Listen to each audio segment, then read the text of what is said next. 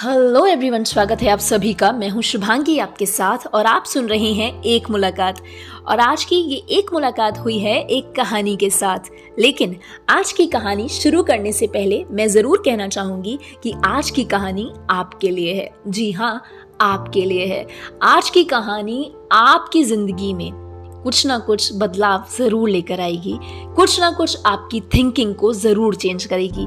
क्योंकि ये कहानी जब मैंने पहली बार सुनी थी तो ये कहानी मुझे बहुत ज़्यादा अच्छी लगी थी और मैंने सोच लिया था कि ये कहानी मैं ज़रूर रिकॉर्ड करूँगी।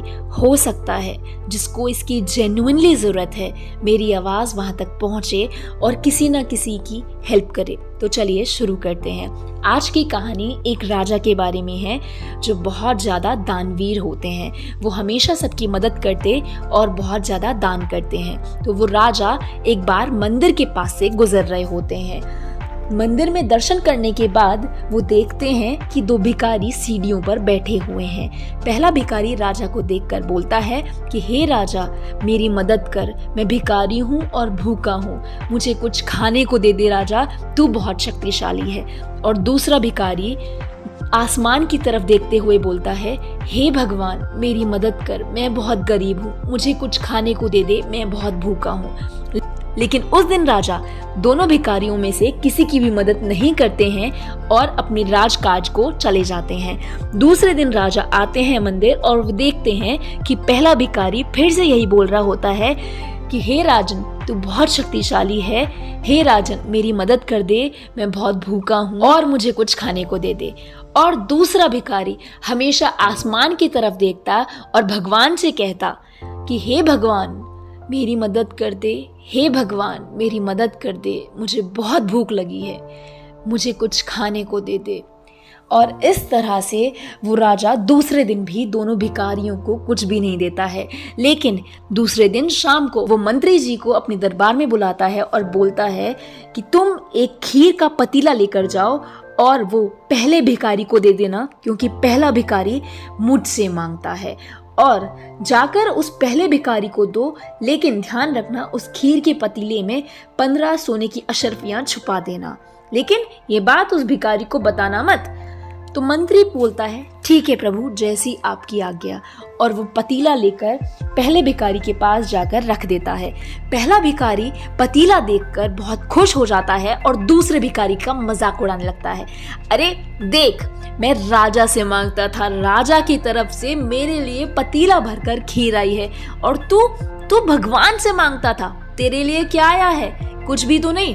और वो इस तरह से टोंट कसता हुआ खीर खाने लगता है। जब उसका पेट भर जाता है तो बची हुई खीर वो दूसरे भिखारी को दे देता है कि जा, तू भी खा ले, तू भी क्या याद रखेगा।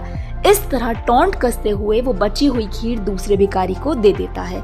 अगले दिन जब राजा आता है तो वो देखता है कि पहला भिखारी तो सीढ़ियों पर बैठा हुआ है, लेकिन दूसरा भिखारी उस दिन वहां नहीं होता है।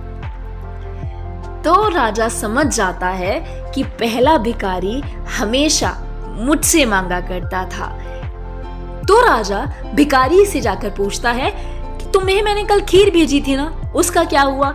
तो भिखारी बोलता है, हाँ जी राजा साहब, खीर बहुत अच्छी थी, मैंने पूरी खीर खाई, और जो बची हुई नीचे की खीर थी ना, मैंने दूसरे भिखारी की मदद करने के लिए दे दी, क्योंकि मेरा पेट भर गया था। और ये बात सुनकर राजा हंसने लगता है और उसे ये बात समझ में आ जाती है कि मैं तो सिर्फ जरिया हूँ, देने वाला तो वो है।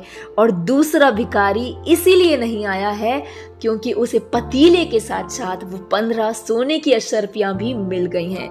तो इस कहानी से हमें ये शिक्षा मिलती है कि देने वाला तो वो है। देखना हमें यह है कि हम किससे मांग रहे हैं। किसी इंसान, किसी जरिए से मांगकर हम अपना टाइम वेस्ट कर रहे हैं, या भगवान से सीधा मांगकर हम अपने रास्ते को, अपनी कठिनाइयों को आसान कर रहे हैं। तो आज की कहानी आपको कैसी लगी आप मुझे बता सकते हैं।